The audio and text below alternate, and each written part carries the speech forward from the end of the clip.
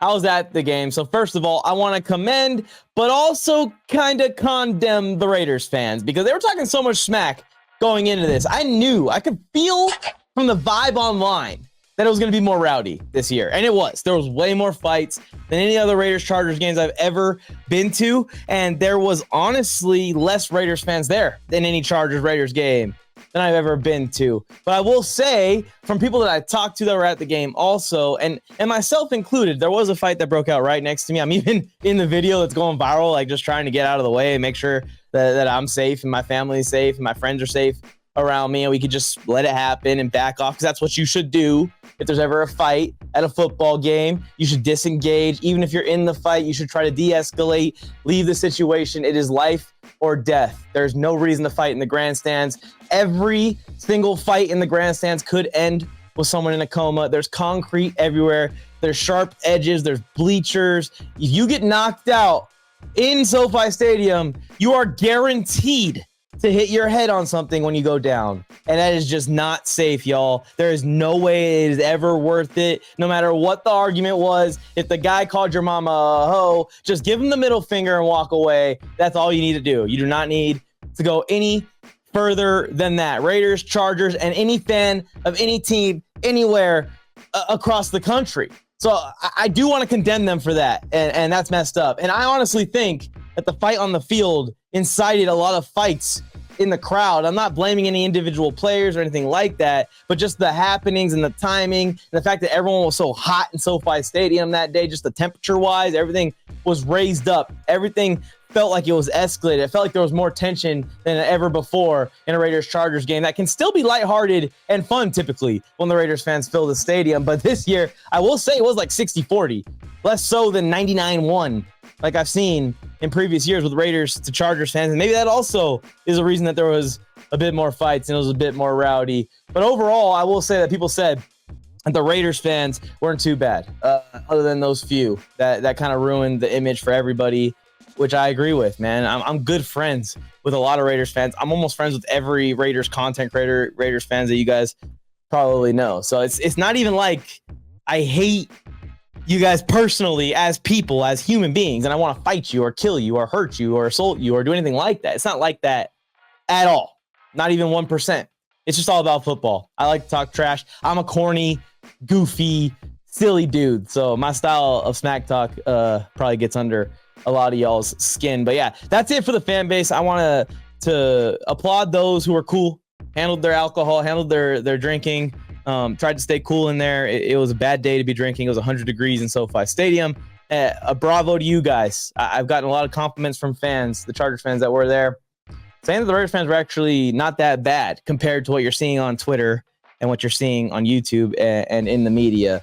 So I do want to say that. As far as the game itself goes, there's a couple things I really like to see in this game from my Chargers personally as a Chargers fan. The biggest one, the one that stood out the most, was the halftime adjustments. The Chargers started slow in this game, as a lot of teams did in week one. So it's not like the Chargers came out and smacked the Raiders. I know they won by 2 touchdowns. You guys saw the score, the final score at the end. Most of that was done in the second half. Most of that was done in the fourth quarter. And it was halftime adjustments by Jim Harbaugh. The Chargers couldn't get anything going in the passing game, so they just started getting Ladd McConkey some more one-on-ones. They started getting Josh Palmer going. They got Quentin Johnson going on some drags, so they could get something going in the passing game. And then Harbaugh saw something and just changed up the rushing tack just slightly. Got J.K. Dobbins in there more so than Gus Edwards, and it provided the spark the Chargers needed. Dobbins very patient, looking like Lev Bell out there, bouncing in and out of holes, broke off a few big runs, and all it took was a few Minshew mistakes for the Chargers to run away with this game. So halftime adjustment, something that Chargers fans aren't used to. Brandon Staley always would get beat in the second half. Mike McCoy always get beat in the second half. Anthony Lynn always get beat in the second half. The Chargers are known for blowing leads because of these halftime adjustment issues. We don't have to talk about all the leads that we've blown. You guys remind me plenty, and I'm sure the Raiders fans will continue to remind me, even after this loss, how the Chargers have been throughout their history. So I will say that Raiders fans' narratives around this game that I'm seeing online, at least, is interesting, because most Raiders fans are basically blaming this loss on either Gardner Minshew or they're blaming this loss on Coach Antonio Pierce, which is someone that they have backed almost religiously this offseason. I've been trying to tell Raiders fans, you shouldn't have crazy expectations for this team, this roster, with this coach.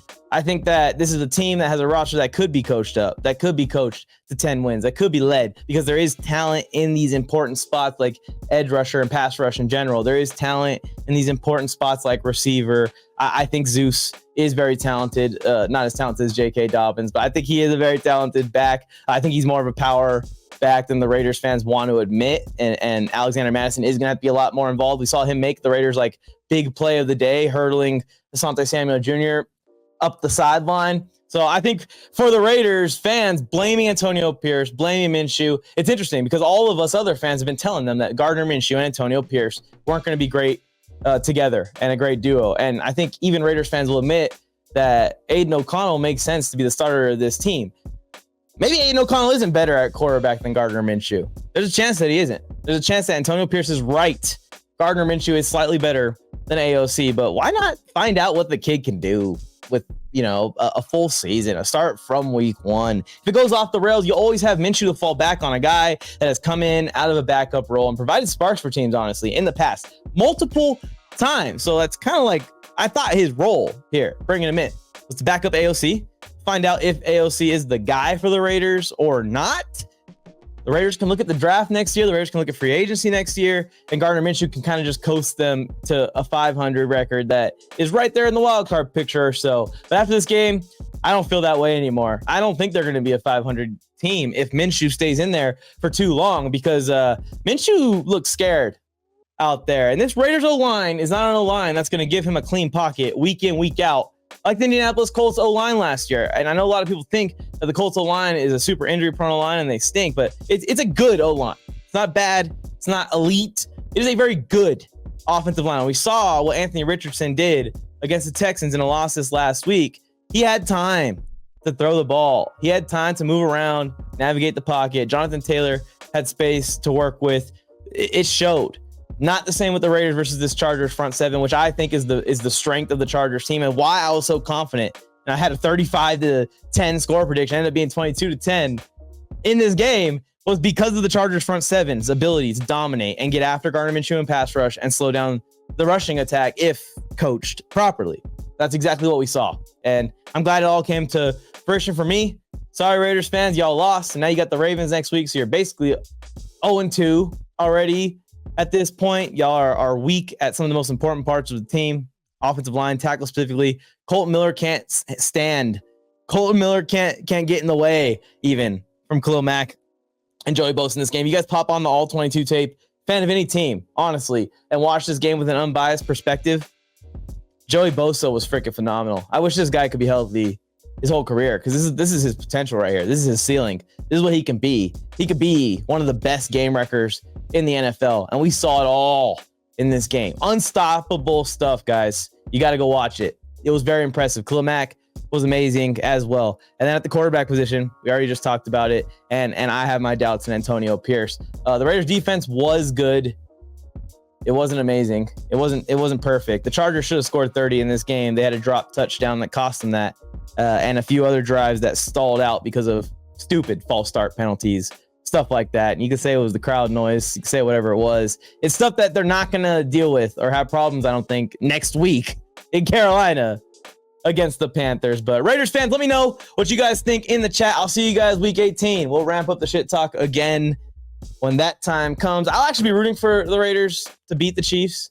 Broncos-Raiders game. I kind of just want the Raiders streak to continue because I think it's funny. And it gives me lots to post about. Lots of stuff to post, but I love posting about streaks. So the Broncos losing for a decade straight to the Raiders is funny to me. So I'll be rooting for you guys against the Broncos too. Don't think that I don't root for the Raiders in those two games. Now the rest of the league, I want the Raiders to go 2-16 or whatever and be picking Travis Hunter next year, I guess. Maybe that'll come back to bite me in the ass if that actually happens. I probably... That's a fumble! Get the ball! Get the ball! That's a fumble! Get the ball! Khalil! Let's go! Let's go out of nowhere! There we go! Nice! Let's go, JK! Let's go, baby! Born to be a Charger! All right. He ain't ain't no dicker. He ain't no dicker. Dicker's got a bigger dick and a bigger leg. Put him away, Herb. There we go. Let's go.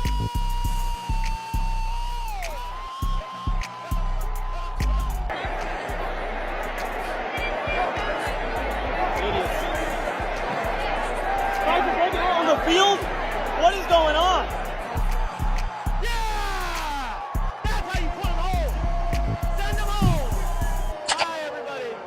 History is about to be made because you are tuned in to the first episode of NFL Mike's Corner, my newest podcast I'll be bringing to the NFL Mike channel weekly. I did a show like this a few years ago, NFL Mike's Corner. I call it the exact same thing. It was in my old apartment. We've come a long way. Now we got a whole office space and room for me to host this podcast from weekly. I'm excited to bring it back. I've always wanted to bring it back since back then, but you guys know how locked in and focused I am on the short form content, on getting you guys those TikToks daily. Fortunately, I've gotten some help and I've gotten some more time to just kind of spot up on Tuesdays. Every Tuesday, I'll be bringing a new episode. It's probably going to drop super late at night, maybe early Wednesday morning each week at the latest. I want to kind of feel it out here these first couple of weeks, and I will let you guys know the official schedule when I have kind of been through it a few times. It's dropping. Bill Flames, I'm with Mike on the mic. What's up, the brand new one time for your mind? He gave you fair warning.